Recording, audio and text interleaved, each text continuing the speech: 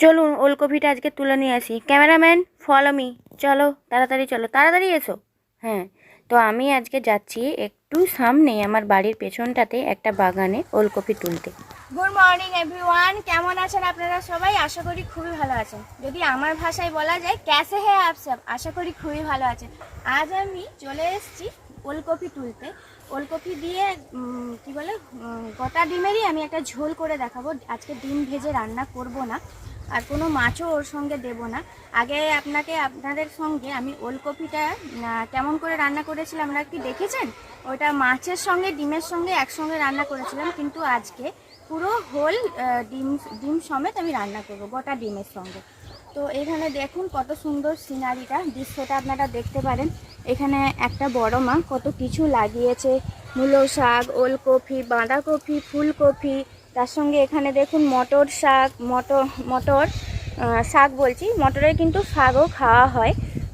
তবে হ্যাঁ, আমি আজকে শুধু ওলকপিটাই নেব। জাস্ট দারুণ একটা দৃশ্য, তাই না? এখান থেকে টাটকা ওলকপি তুলে নিয়ে গিয়ে রান্না করাটার একটা দারুণই মজা, আর তার টেস্টও আলাদা। তো চলুন আজকে ওলকপিটা তুলে নেওয়া যাক। এই সামনের দিকের ওলকপিগুলো বেশ ছোট ছোট, আমি একটু দেখে নিচ্ছিলাম এখানে কোথায় একটু বড় সাইজের ওলকপি আছে। আর একটু বড় দেখেই তুলবো, এগুলো সবই নরম, ছোট তুলে কোনো লাভ নেই, কারণ পরবর্তীকালে এটা আবার বড় হবে। তো আমি দুটো বড় সাইজের ওলকপি নিয়েছিলাম, কিন্তু আমার একটাতেই হয়ে গেছিলো। আমার যেহেতু কম মানুষ আছে খাওয়ার জন্য, আমি, আব্বা আর আমার স্বামী আর আমার ছেলে, ঠিক আছে। আজকে শাশুড়ি মা তো নেই, শাশুড়ি মা গেছে তার বোনের বাড়িতে। তো ওলকপিগুলো কত বড় বড় সাইজের দেখুন। তো মোটামুটিভাবে এখানে ফুলকপিটা এখনও খাওয়ার মতন হয়নি, এখনও ছোট ছোট আছে। তো শেষের দিকে ফুলকপিটা খাওয়া হয়। আমাদের এদিকে না ফুলকপিটা কি সুন্দর পরে পরে পরে ভাজা করে খাওয়া হয়, খুব ভালোবাসেন সকলে। সকালবেলায় রুটি আর ফুলকপি ভাজা দারুণ লাগে খেতে। তো এখানে আমি চলে এসেছি, চলুন আমার দুটো ফুলকপি তোলা হয়ে গেছে।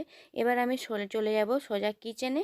তো চলুন, এখানে আবার দেখুন আমার শাশুড়িমার লাগানো কলা গাছে কাঁঠালি কলা ধরেছে, বেশ সুন্দর বড় হয়ে এসছে। এখানে আমি ডিমটাকে সিদ্ধ করতে দিয়ে দিয়েছিলাম আর ঠান্ডা জলে ভিজিয়ে রেখে গেছি।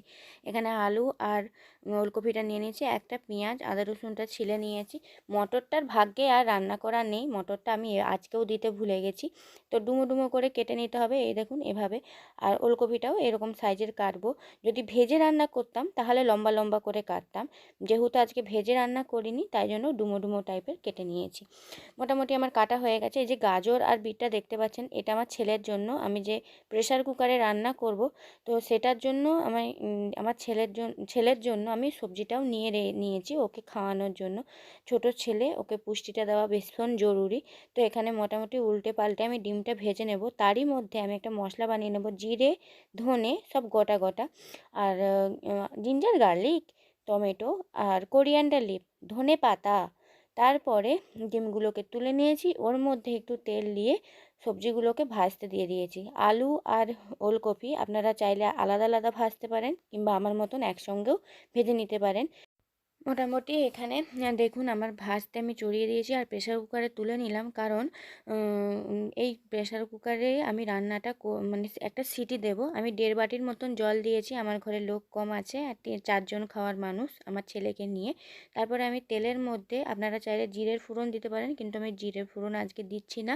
পেঁয়াজটা লাল লাল ভাজা হয়ে যেতে মশলাটা দিয়ে কাশ্মীরি লঙ্কা আর হলুদটা দিয়ে দিয়েছি কষানোর জন্য। ভালো করে ওকে কষতে থাকুন, ঠিক আছে। তারপরে অবশ্যই মিক্সি ধোয়া জারটা, জলটা অবশ্যই দেবেন, কারণ আমরা তো কিনে নিয়ে আসি না, ফ্রিতে নিই না কারো কাছ থেকে। তাই জন্য ওই জলটা দিলে না উসুল হয়ে যায় আমার মনে হয়। আমার এখানে মোটামুটি কষানো হয়ে গেছে, আমি ঝোলটা ঢেলে দিলাম। আর কি, এরপরে আমি দেখে নেব নুনটা, আর তারপরে দেখে নেব কতটা সিদ্ধ হয়েছে। এখানে মোটামুটি সিদ্ধ হয়ে গিয়েছিল, প্রেসার কুকারে তো দিয়েছি, সিদ্ধ হবে। এমন একটা সিদ্ধ যে একটু সামান্য কাঁচা থাকবে, 10% কাঁচা থাকবে, আর 90 ভাগ হবে সিদ্ধ। তো এখানে আমি নুনটা দেখে নিলাম, একটু কম ছিল। আর হোল লঙ্কাটা দিয়েছি পরে, সিদ্ধ হয়ে গেলে এটা মেখে খাবো, কারণ আমার ছেলেও এই তরকারিটা খায়, তাকে যাতে ঝাল না লাগে, সে ঝাল তো খেতে পারবে না অত ছোট ছেলে। আর কিছু এখানে বলার নেই, এখানে সার্ভ করে নিন। শুটিং আমাদের শেষ হয়ে গেল।